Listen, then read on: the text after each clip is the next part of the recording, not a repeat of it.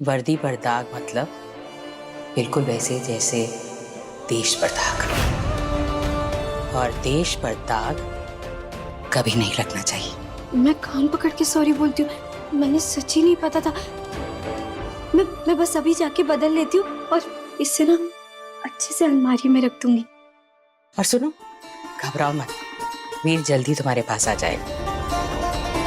वो जहां भी होगा सही होगा। मैं बदल लेती हूँ इसे।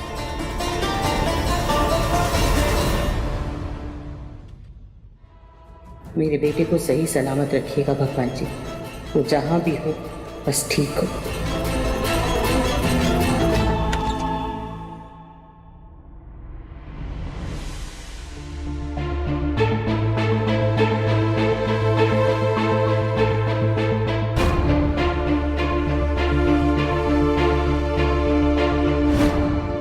वर्णिका, मैंने ना तीखे तीखे चटपटे आलू डाल के ना उसमें इमली का ठंडा ठंडा पानी डाल के ना गोलगप्पे खाने का बड़ा मन कर रहा है। तो तुम चलोगी मेरे साथ? आपको मुझसे क्या बात करनी है? मैंने अब नहीं तो मारी को कोई बात ना करनी, मुझे तुम्हारे साथ बस पता है, दादी ने आपको भेजा है ना मेरे पास। नहीं करनी यार बुलबुल चाची किसी से बात। वर्णिका देखो, अगर विशेष भाईसा की शादी दोबारा हो गई तो उनके जीवन में भी खुशियां आ जाएंगी ना, और तुम्हें भी तो एक नई माँ मिल जाएगी।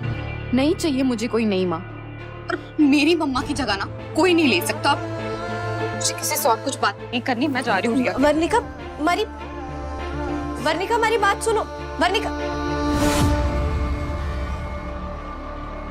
कैसे समझाऊं इस लड़की को? वर्णिका तो समझने के लिए तैयार ही ना है।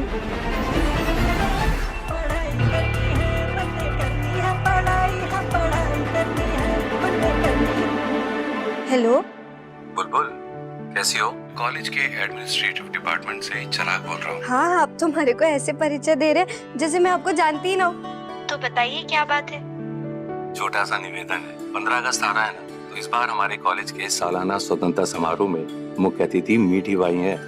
अरे मीठी बाई, जिन्होंने इस देश के लोगों को इतना प्यार दिया, अपना पूरा जीवन उनकी सेवा में व्यतीत कर दिया, उनसे अच्छा मुख्य अतिथि और कौन हो सकता है? ये तो बहुत अच्छी बात है। अच्छा, प्रिंसिपल साहब बता रहे थे कि तुम साज सज्जा में बहुत माहिर हो, तो प्रिंसिपल साहब चाहते हैं कि इस बार समारोह की सजावट तुम करो। मैं बिल्कुल करूंगी। आप देखना, मैं इतनी अच्छी सजावट करूंगी ना कि सारे कॉलेज वाले दंग रह जाएंगे। आप चिंता मत करिए, मैं कर दूंगी। अच्छा सुनिए, हमारे को एक फोन आ रहा है। अब माफ करिए ऐसे बीच में काट रही हूँ, पर मैं आपको थोड़ी देर बाद फोन करूँ? ओके। ध्रुव भाईसा का फोन, कहीं थानेदार साहब से उनकी बात हुई होगी तो? हेलो भाभी साहब, प्लीज आप जल्दी पुलिस थाने आ जाइए।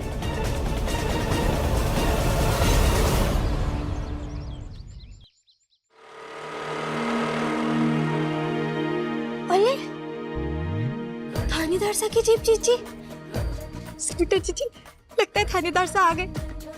बड़ा तेज चलता है इनका दिमाग, हमारे को सरप्राइज देना चाहते थे। तभी उन्होंने ध्रुव भाईसा से हमारे को फोन करवाया। अच्छा,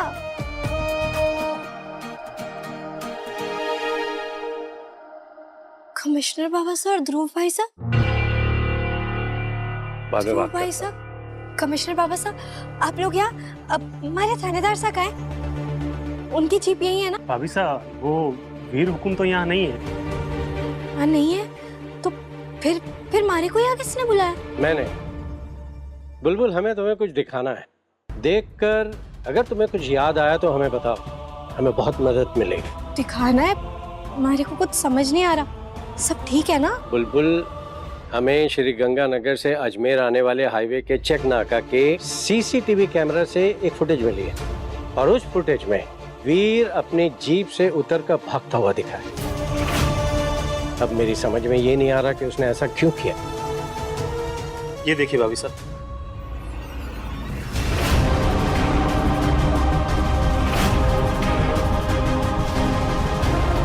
सिर्फ यही नहीं भाभी साहब, देखिए हमें जीप में और क्या मिला है।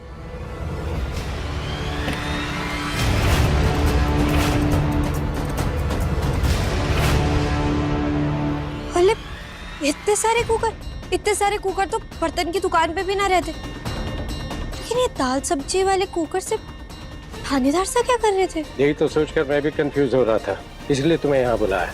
अच्छा एक बात बताओ सोचकर कि क्या कभी वीर ने घर पर किसी केस के बारे में बात की? ना, थानेदार साहब ने हमारे को किसी भी केस के बारे में कुछ भी ना बताया। और वैसे भी वो अपनी काम से जुड़ी बातें हम सबसे ना करते। हमारे को अभी भी नहीं समझ आ रहा कि वो इस कुकर से क्या कर रहे थे।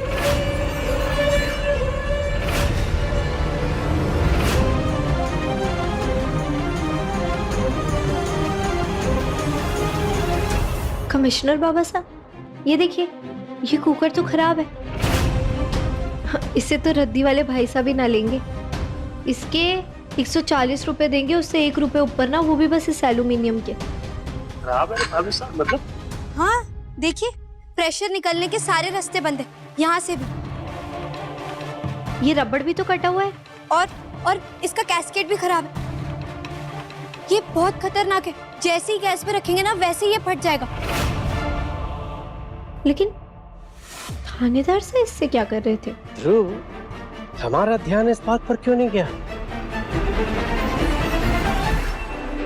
बुलबुल, very good, thank you, very good. Commissioner Baba Saheb, हमारे को अभी भी कुछ भी समझ ना आ रहा। वीर ने फिर से अपनी स्मार्टनेस का इस्तेमाल किया है और एक बहुत जरूरी इंफॉर्मेशन सीक्रेटली हम तक पहुंचाई। ब्रावो, मान गए एसीपी वीर, वेरी गुड। सब लोग आओ और डिक्की में जितने कुकर हैं उनको चेक करो और उसमें देखो कि उनके लिड में गैस्केट बराबर है कि नहीं। आ जाओ। जी सर।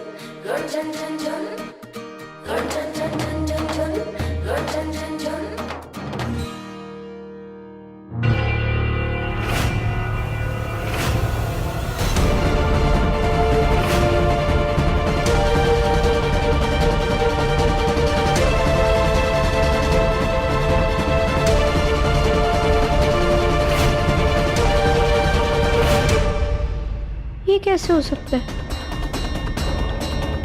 ये तो वही ब्रेसलेट है जो कल रात मैंने थानेदार साहब को प्रोम वाली पार्टी में दी थी। और ये ब्रेसलेट टूटा हुआ है, इसका आधा हिस्सा भी नया है। लेकिन ये पीछे वाली सीट पर कैसे? ये तो तभी हो सकता है अगर थानेदार साहब पीछे वाली सीट पर बैठे हो। लेकिन कल रात मैंने खुद देखा था कि वो अकेले ही जीप के पास गए थे। तो अगर जीप वो चला रहे थे तो ये ब्रेसलेट पीछे कैसे आई? ये हमारे खाटू श्याम जी, हमारे थानेदार साहब कहाँ है? ये क्या हो रहा है?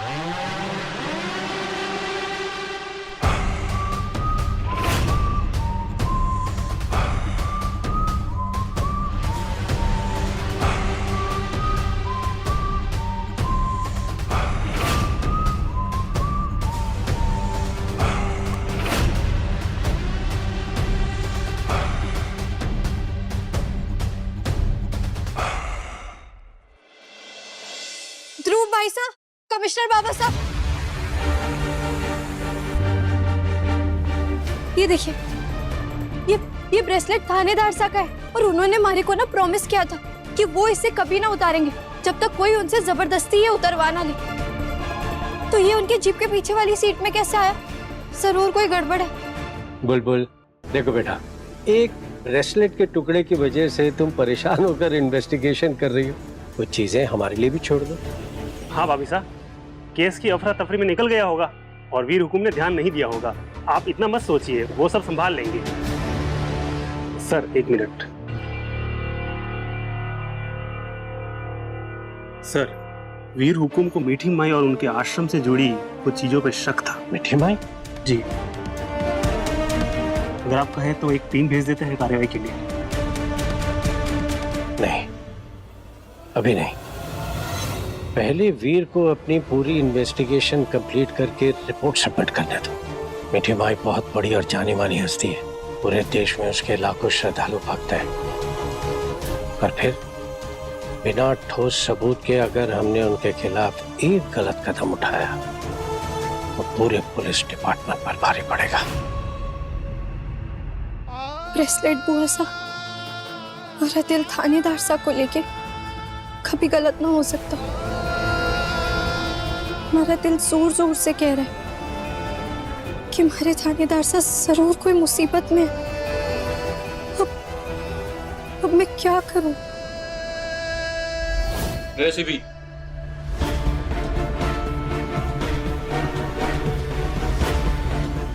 सीबी मर तो नहीं गए?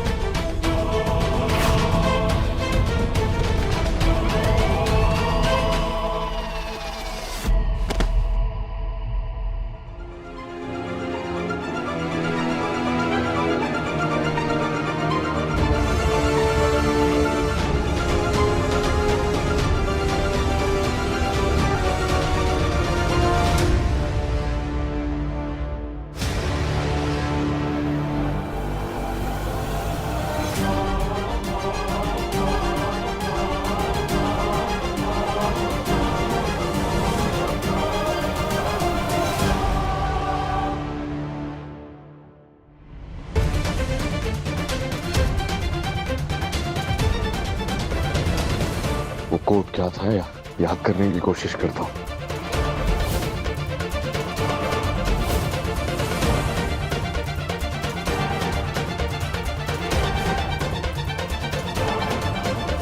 ये सीक्रेट कोड किसी का मोबाइल नंबर है या कोई और चीज, तो कॉल करके पता चलेगा।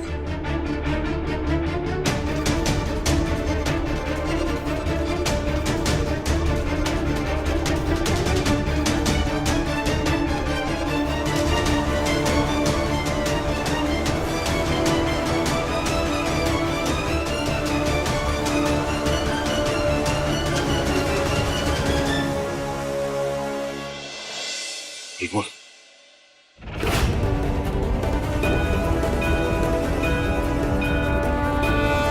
भगवान जी, थानेदार साहब बहुत सारे मिशन पर जाते हैं, लेकिन हमारे को कभी भी डर ना लगा। इस बार पता नहीं क्यों अरहत जी बहुत घबरा रहा है। ऐसा लग रहा है जैसे थानेदार साहब किसी बहुत बड़ी खतरे में। मारी अब से हाथ जोड़ के विनती है, बस एक बार मारे को थानेदार साहब की कोई खबर दे दीजिए। बस एक बार मारी उनसे बात करवा दीजिए, सिर्फ एक बार, सिर्फ एक बार।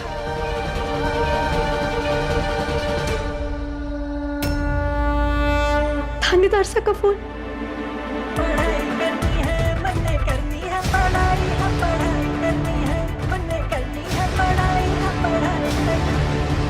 हेलो,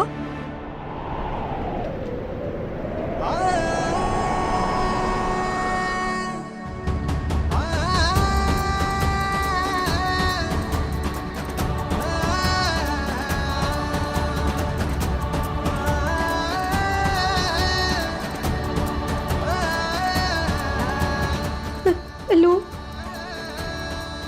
थानेदार साहब।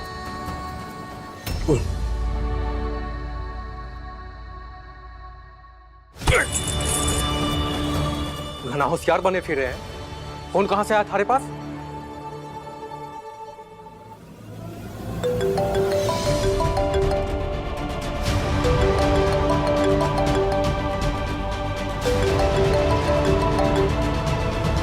हेलो, थानेदार साहब। कौन थानेदार साहब? मेरी बुलबुल ने मेरी चुप्पी और मेरी सांस की आवाज को भी पहचान लिया।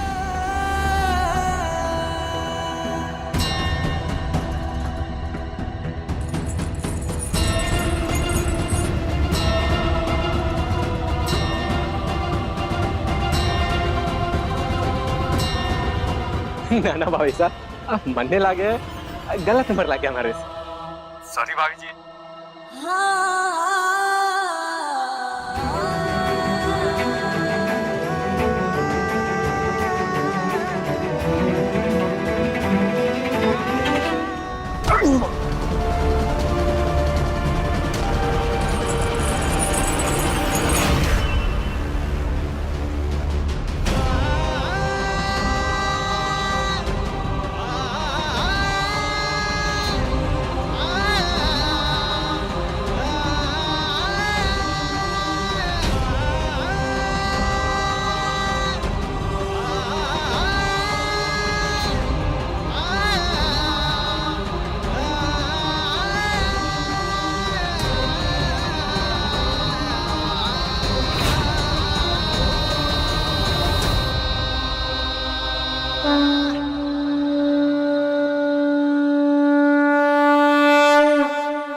बुलबुल,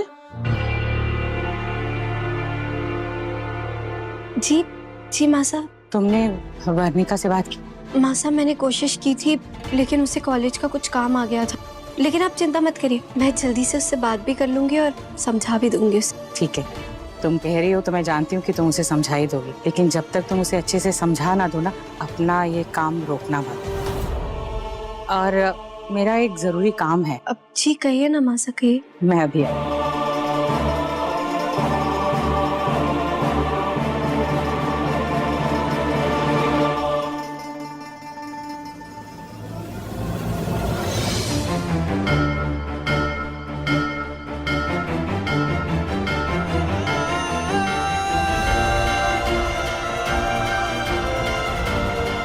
थानेदार साहब।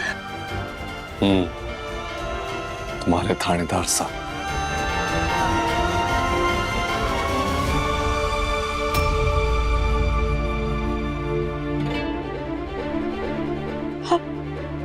हमारी कल्पना होना थानेदार साहब, अब सच में हमारे सामने नहीं होना।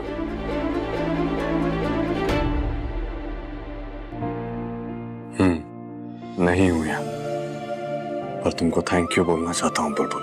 इतनी उदास होकर, इतनी दर्द में होकर भी तुमने वो दर्द और उदासी मेरे परिवार तक नहीं जाने दी, उसके लिए शुक्रिया। कमजोर नहीं पड़ी ताकि ये परिवार कमजोर ना पड़े, उसके लिए शुक्रिया बुलबुल, शुक्रिया। थानेदार साहब, आपको पता है ना, आपको और हमारे को छोड़ के इस घर में और 7 लोग रहते। अगर मैं दुखी हो गई ना, तो वो 7 के 7 लोग उदास हो जाएंगे। इसलिए मैंने सोचा कि मैं उन्हें इंद्रधनुष के 7 रंगों वाली खुशियां दे दूं और अपने हिस्से दुख के बाद। क्या बात है? मेरी बुलबुल अफलातूनी से सयानी हो गई है, क्या बात? अब एक बार वापस तो आई, ये समझदार बुलबुल वापस से तूफानी हो जाएगी। थानेदार साहब जल्दी आइए ना, हमारे को आपकी जरूरत है। इस पूरे परिवार को आपकी जरूरत है। अगर आपने और देर लगाई ना, तो मैं खुद आपके पीछे पीछे आपको ढूंढते ढूंढते आ जाऊंगी। फिर हमारे को ये मत कहिएगा कि बुलबुल जरूरी मिशन है, तुम क्यों पीछे पीछे आए। सबसे पहले ही कह रही।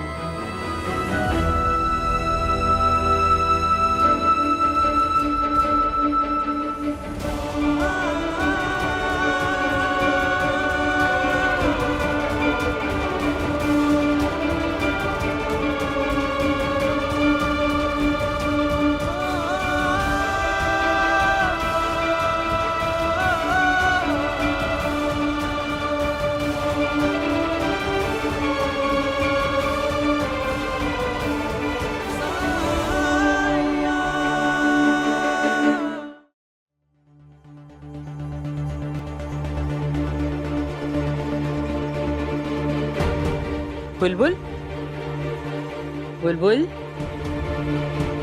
बुलबुल।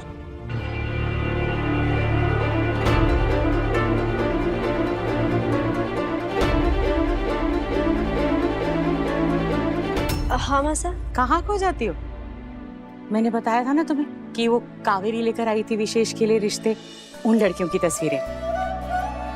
तुम्हें मेरा एक काम करना होगा, तुम्हें मीठी माई के आश्रम जाना होगा और मीठी माई को ये सारी तस्वीरें दिखानी होंगी। मीठी माई जो लड़की पसंद करेगी ना, उसी से हम विशेष का रिश्ता पक्का कर देंगे। जी मासी। तुम तो जानती हो ना कि विशेष की जिंदगी में कितने दुख हैं, इतनी गलतियां भी हो गई हैं। बस मैं चाहती हूँ कि उसकी शादी एक ऐसी लड़की से हो जो बहुत अच्छी है, उसका बहुत ध्यान रखे और उससे बहुत प्यार करे। आप चिंता मत करिए मासा, मैं अभी मीठी माई के आश्रम जाती हूँ। जरूर हमें वहाँ हमारी सारी मुसीबतों का हल मिलेगा।